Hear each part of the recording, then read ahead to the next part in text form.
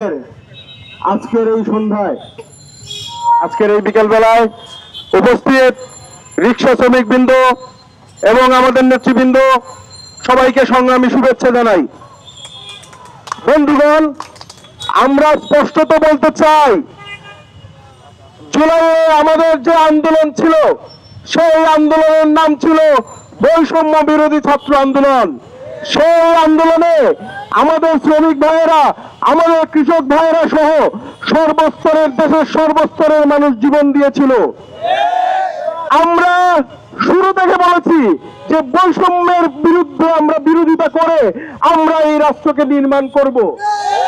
তাহলে আজকে যদি আমাদের জুলাইয়ের স্বপ্নকে সত্যি করতে হয়, জুলাইয়ের স্বপ্নকে যদি বাস্তবে রূপ দিতে হয়, তাহলে আমাদের অবশ্যই বৈষম্যের বিরুদ্ধে কথা বলতে হবে। আর এই শোষণমূলক সমাজে সবচেয়ে বেশি বৈষম্যের শিকার হয় দুর্বল মানুষেরা। সেই দুর্বল মানুষেরা কারা হয়? যারা ওই অর্থনৈতিকভাবে নিপীড়নের শিকার হয়, যারা শারীরিকভাবে দুর্বল হয়, তারাই আসলে বৈষম্যের শিকার হয়। এই সমাজে শ্রমজীবী মানুষেরা, নারী এবং শিশুরা সবচেয়ে বেশি বৈষম্যের শিকার। কাজেই আমরা যদি আজকে রিক্সা চালক ভাইদের জন্য সুন্দর একটা রাষ্ট্র গঠন করতে না পারি, আমরা যদি আজকে ওই ভ্যান চালকের ভাইয়ের জন্য সুন্দর একটা রাষ্ট্র গঠন করতে না পারি, আমরা যদি কৃষকের জন্য সুন্দর একটা রাষ্ট্র গঠন করতে না পারি, তাহলে এই রাষ্ট্র থেকে কখনোই বৈষম্য যাবে না এবং আমাদের যে আকাঙ্ক্ষা, সেই আকাঙ্ক্ষা আমরা কখনোই বাস্তবায়ন করতে পারবো না। কাজেই আজকে রিক্সা চালকের ভাতের কথা, বাসস্থানের কথা, সুন্দর জীবনের কথার সাথে জুলাই যুক্ত। আজকে কৃষকের ন্যায্য ফসলের দামের সাথে জুলাইয়ের আন্দোলনের স্বপ্ন যুক্ত। আজকে এই শ্রমজীবী মেহনতি মানুষের রাজনৈতিক অধিকারের সাথে আজকে জুলাইয়ের স্বপ্ন যুক্ত।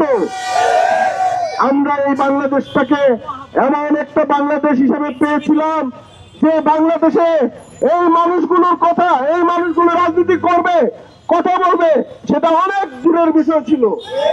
জুলাই আমাদের সেই বাংলাদেশকে নতুন ভাবে হাজির করেছে।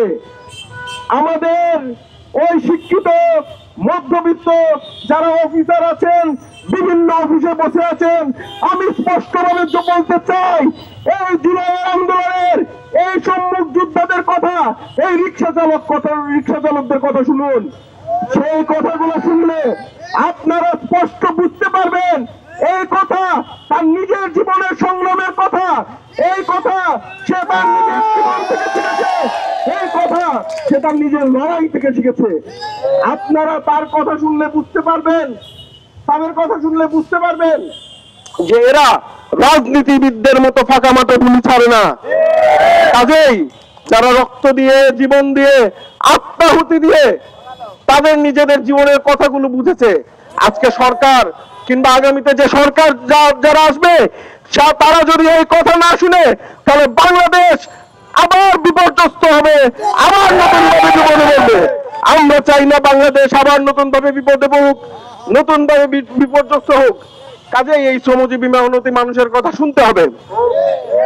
আমরা শুধু জুলাইয়ের নয়, জুলাই আন্দোলনের নয়, তার আগেও দেখেছি এখানে এই সরকার, শেখ হাসিনা সরকারের বিরুদ্ধে যে আন্দোলন সংগ্রাম, যতগুলো যে আন্দোলন সংগ্রাম হয়েছিল, সেই আন্দোলন সংগ্রামে এই রিক্সা চালক ভাইয়েরা কিভাবে অংশগ্রহণ করেছিল। আমরা প্রেস ক্লাবের সামনে যখন মিছিল করতাম, মিটিং করতাম, তখন এই রিক্সা চালক ভাইয়েরা তাদের রিক্সা নিয়ে সশরীরে মিটিংয়ে অংশগ্রহণ করেছিল, মিছিলে অংশগ্রহণ করেছিল। ফলে আমরা অবিলম্বে বলতে চাই, আজকে যদি এই শ্রমজীবী মেহনতি মানুষের কথাগুলো শোনা হয়, তাদের স্বপ্ন যদি বাস্তবায়ন করা হয়, তাহলে জুলাইয়ের স্বপ্ন বাস্তবায়ন করা হবে। জুলাই আর এই মেহনতি মানুষের স্বপ্ন একই সূত্রে গাঁথা। ফলে আমি জাতীয় নাগরিক পার্টির পক্ষ থেকে আহ্বান জানাবো, আমরা নতুন বাংলাদেশের নতুন বন্দোবস্তের যে আন্দোলন, সেখানে আপনারা সবাই শরীক থাকবেন, সবাই অংশগ্রহণ করবেন। আমরা একসাথে বাঁচবো, একসাথে লড়বো। ইনকিলাব জিন্দাবাদ।